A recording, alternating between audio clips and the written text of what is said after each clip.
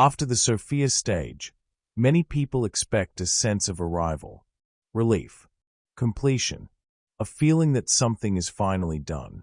But that's not what happens. What follows is not a peak. It's a reorganization. Nothing collapses. Nothing announces itself.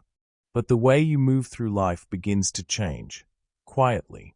Not in your beliefs, not in your insights, but in what no longer pulls at you. This video is not about reaching the Sophia stage.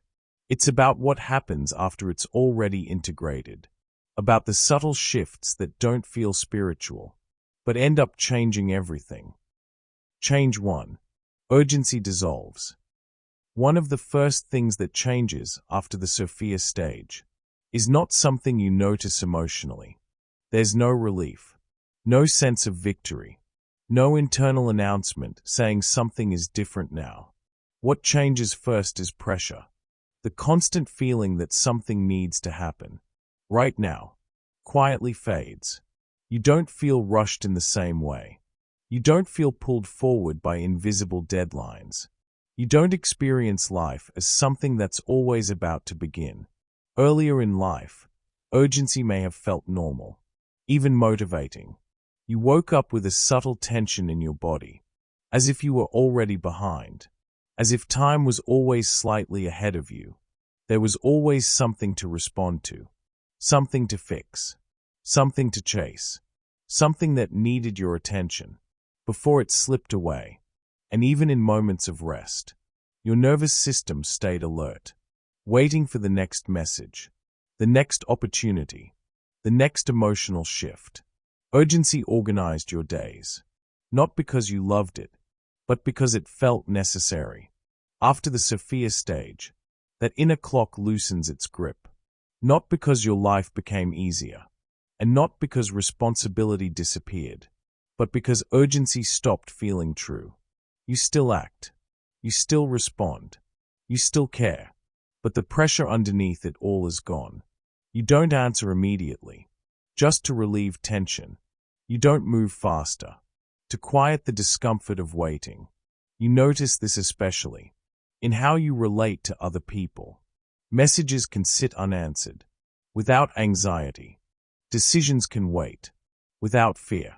Not because you're avoiding life, but because you no longer experience delay as danger. This is subtle, but it's decisive. Carl Jung understood urgency as a symptom of projection, when we are unconsciously searching for something outside ourselves. Completion, meaning, identity. Time becomes an enemy. The future feels charged. The present feels insufficient. Urgency is the psyche, trying to outrun itself. At the Sophia stage, that projection withdraws. The psyche is no longer reaching forward to find itself in outcomes. And when that happens, time loses its grip. You stop negotiating with the future in order to feel okay now. Life stops feeling like a race you might lose. Not because you learned to be patient, not because you practiced mindfulness, but because there is nothing left to chase. In order to be whole, urgency dissolves. When the search dissolves, and when urgency fades, something else begins to change. Not externally, but relationally.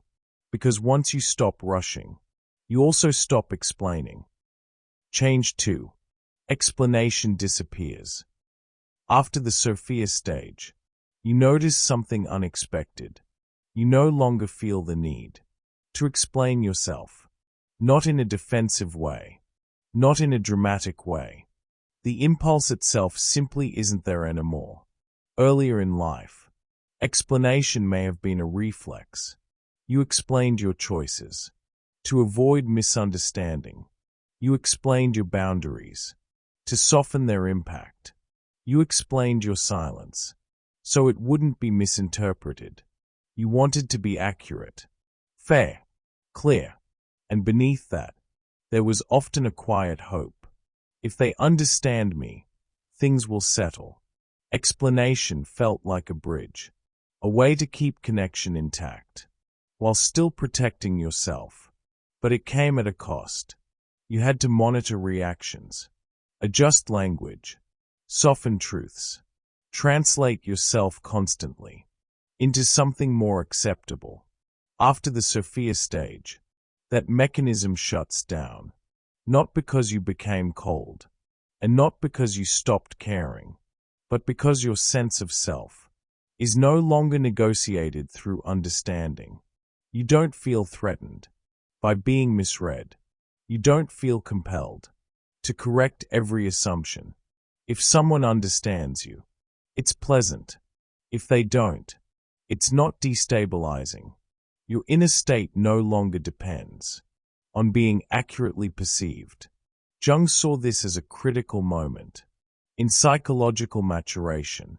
Much of what we call communication, he noted, is actually reassurance.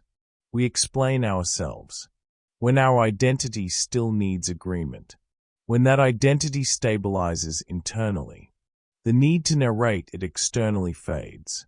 At the Sophia stage, explanation stops being necessary because nothing essential is at stake. Your decisions don't require validation. Your boundaries don't require justification. Your silence doesn't require interpretation. You let people draw their own conclusions, and you don't rush to manage them. You may notice this most clearly in moments that used to feel uncomfortable. Someone asks a question that once would have triggered a long explanation. You feel the familiar impulse begin to rise and then disappear. Not because you are withholding, not because you are trying to be mysterious, but because nothing inside you feels exposed. Earlier in life, explanation was often a way to protect connection. You explained so others wouldn't feel abandoned. You explained so tension wouldn't build. You explained so silence wouldn't be misread. And often, you explained before anyone even asked. After the Sophia stage, that anticipation ends. You realize how much energy was spent managing interpretation, how much attention was given to shaping how you were received, and you begin to sense something quietly liberating. You don't actually need to be understood in order to be at peace. Misunderstanding no longer feels dangerous. It feels incomplete, but harmless. You don't rush to correct it. You don't feel the need to clarify your depth. If someone sees only part of you, you let that part be enough. This is not indifference. It is containment. Your inner life no longer spills outward, seeking recognition. And because of that, you become more selective with words. You speak when something is true. You stop speaking when words would only explain what presence already holds. Silence stops being a gap to fill. It becomes a boundary that protects clarity. And from that clarity, relationships begin to reorganize. This changes relationships quietly, but profoundly. Some people lean in, curious about the new stillness. Others pull away, uncomfortable without access. And for the first time, you don't feel responsible for either reaction. You no longer shape yourself to preserve connection. You allow connection to meet you where you are, or not at all. This is not withdrawal, and it is not detachment for its own sake. It's precision. You speak when something is true, not when something is expected. You clarify when it serves presence, not when it serves comfort. And when words don't add anything essential, you allow silence to remain. This doesn't make life quieter. In an empty way, it makes it cleaner, less distorted by anticipation, less tangled in interpretation, less driven by the need to be known. And as explanation disappears, something even more fundamental begins to shift. The force that once pulled you toward people, situations, and outcomes loses its gravity. Attraction itself starts to change. And this isn't the last thing that changes. It's just the first sign that your inner gravity has shifted. Change 3. Attraction loses gravity. After the Sophia stage, attraction changes in a way that's difficult to explain at first. Not because desire disappears, not because interest fades completely, but because attraction no longer pulls with the same force. Earlier in life, attraction may have felt magnetic. Certain people, ideas, or situations seemed to draw you in effortlessly. You felt energized around them, focused, alive, and you often interpreted that intensity as meaning, as if the strength of the pull was proof that something important was happening, that if you followed it, life would open. But intensity has a way of disguising itself as truth. At the Sophia stage, you begin to notice that what once felt magnetic now feels neutral, not disappointing, not wrong, just lighter. You still notice people. You still feel curiosity, but the urgency to move towards something, simply because it pulls you, is gone. You can feel attraction without needing to act on it. You can recognize chemistry without confusing it with direction. This shift can be unsettling at first. You might wonder if something is missing, if you've become detached, if you've lost the ability to feel deeply. But what's actually happening is a refinement. Jung understood attraction as one of the primary carriers of projection. We are drawn toward what holds unintegrated parts of ourselves. What feels electric often isn't connection. It's recognition without ownership. At the Sophia stage, those projections withdraw. The psyche no longer needs external mirrors to carry its unfinished business. And when that happens, attraction loses its exaggerated gravity. You stop mistaking intensity for alignment. You notice how many of your earlier attachments were sustained by tension, by uncertainty, by emotional charge. Now, without that charge, only what is genuinely compatible remains interesting. And even then, interest doesn't overpower you. It informs you. This changes the way you relate to relationships, opportunities, and even ideas. You don't feel compelled to pursue what feels exciting, just to feel alive. You don't stay engaged with what requires constant emotional stimulation to hold your attention. Calm becomes more convincing than passion. Clarity becomes more attractive than intensity. This is often the point where people begin to question themselves. They notice the loss of pull and wonder if something essential has faded, if they've become detached, if they've grown numb, if they've lost their edge. But numbness feels closed. What you experience here is not closure. It is spaciousness. You still notice beauty. You still feel resonance. But the sensation no longer carries demand. You don't feel compelled to follow every spark, to see where it leads. Earlier, attraction often came with urgency, with fantasy, with the subtle hope that something outside you would complete a missing circuit. Now, without that expectation, attraction becomes quieter. You can appreciate without needing to possess. You can feel interest without turning it into movement. This reveals something important. Much of what once felt magnetic was sustained by uncertainty, by emotional charge, by the tension of not knowing where things would go. When that tension dissolves, what remains is compatibility, or nothing at all, and you are no longer afraid of that nothing. You don't chase intensity just to feel alive. You don't confuse emotional activation with meaning. What draws you now is not what excites, but what steadies.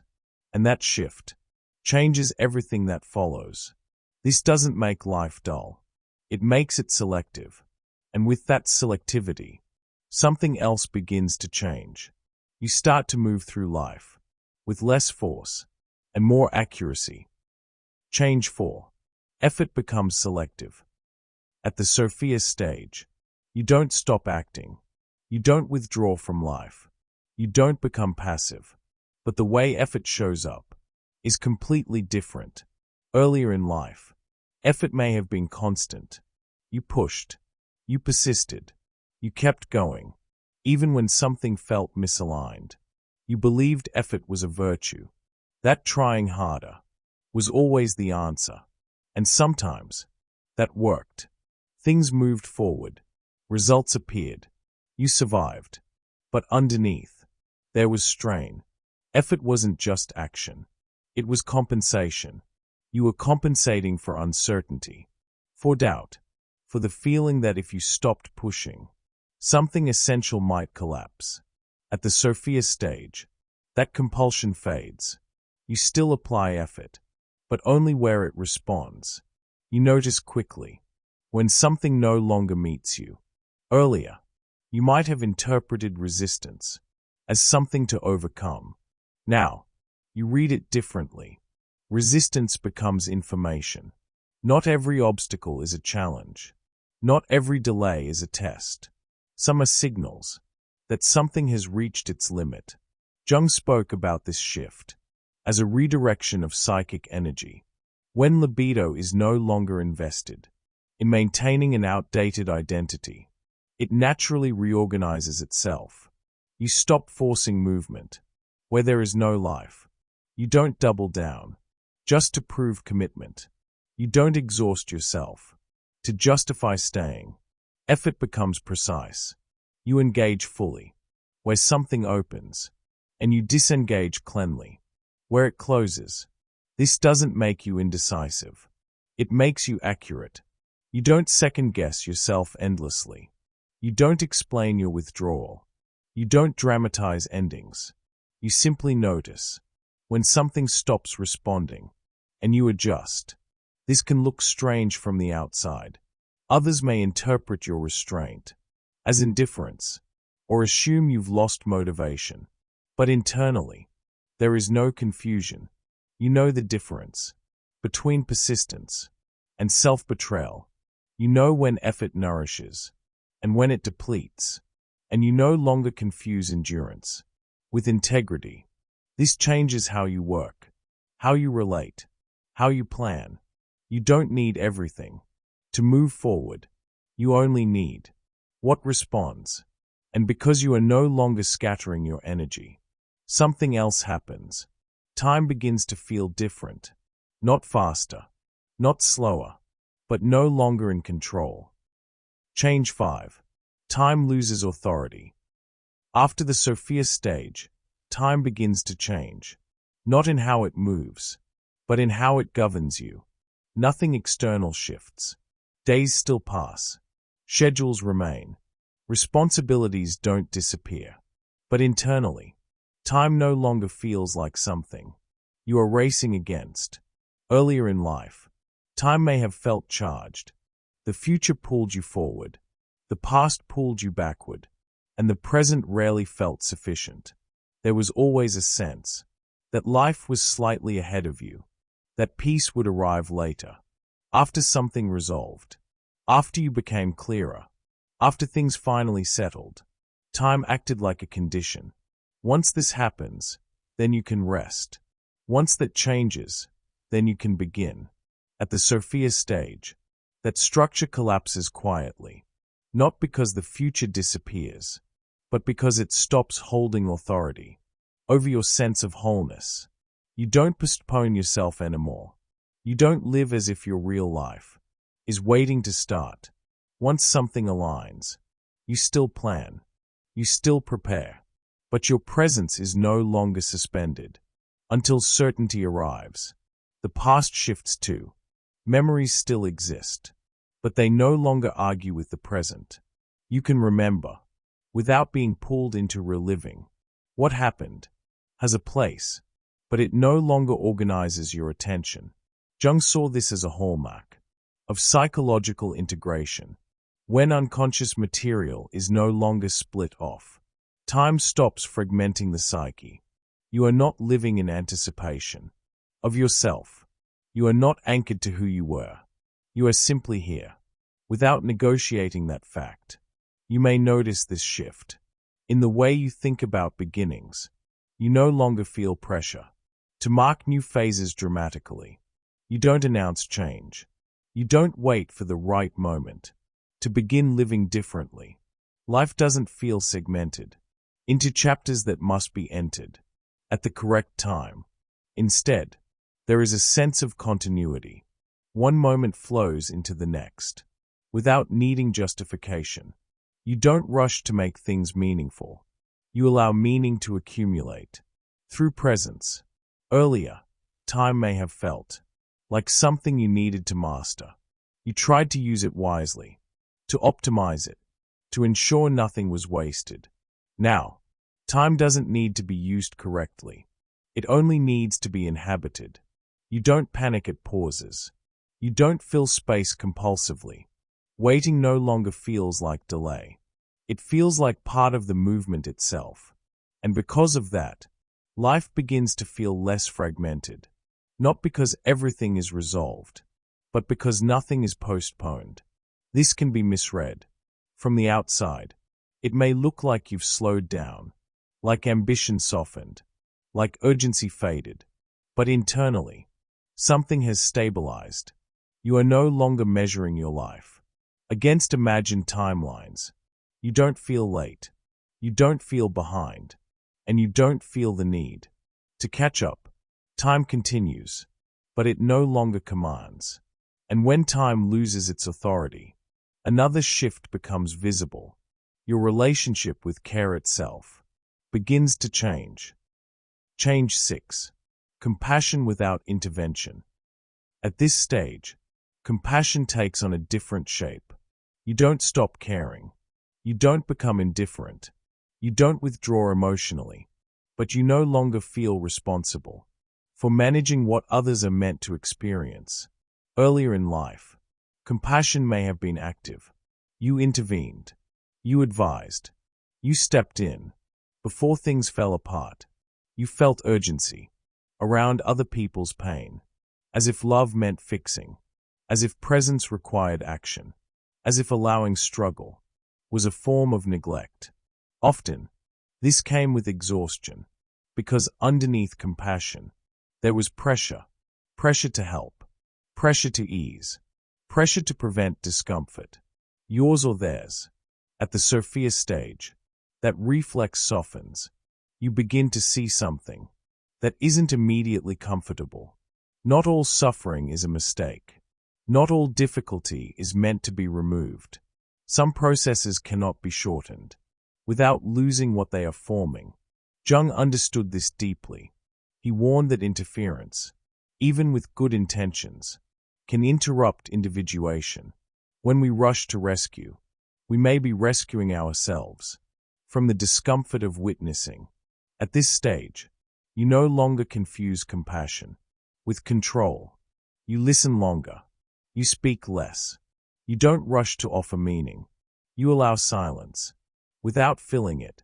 And something unexpected happens.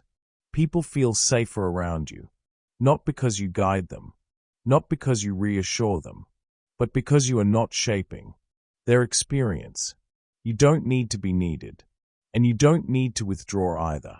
You offer presence, without agenda. This doesn't mean you never help. It means your help is no longer compulsive. You act when something genuinely asks for action, and you refrain when restraint is wiser. Care becomes cleaner, less entangled, less exhausting, less performative. And in that clarity, one final shift becomes apparent. Life itself begins to feel less like a problem to solve, and more like something that is already meeting you. Change 7. Life feels exact. After the Sophia stage, life doesn't feel larger. It doesn't feel more exciting. It doesn't feel elevated. It feels exact. Not perfect. Not resolved. Just proportionate. Earlier in life, there may have been a sense that something was missing, that if you found the right path, the right connection, the right understanding, life would finally feel complete. Now, that pressure is gone. You don't experience yourself as unfinished, not because you stopped growing, but because growth is no longer driven by lack. You engage with life without trying to extract meaning from it. You don't need every experience to confirm something about you. Joy comes, difficulty comes. Neither one defines you. There is a quiet steadiness underneath it all. You are no longer bracing, no longer anticipating collapse, no longer preparing for arrival. You meet what appears, and it is enough. This is why the Sophia stage is so often misunderstood. From the outside, it looks uneventful. There is no dramatic shift, no story that sounds impressive. But internally, there is alignment. Nothing is being resisted. Nothing is being chased. You are no longer living in negotiation with yourself. And that is what changes after the Sophia stage. After the Sophia stage, nothing announces itself. There is no finish line, no reward, no new identity to claim. What ends is not the journey. What ends is the need to abandon yourself in order to live it. You don't become extraordinary. You become present. You don't rise above life. You settle into it. The questions that once drove you lose their urgency, not because they were answered, but because they no longer organize you. You stop postponing peace. You stop measuring yourself against imagined futures. You stop revisiting the past to confirm who you are, not through effort, not through discipline, but because the search quietly fell away. If you recognize yourself here, it doesn't mean you've achieved something. It means something stopped. And when striving softened, what remained was not emptiness. It was clarity. Nothing missing, nothing delayed, nothing waiting to begin. Just this moment, met without resistance. If you recognize yourself here, it doesn't mean you've achieved something. And that is what changes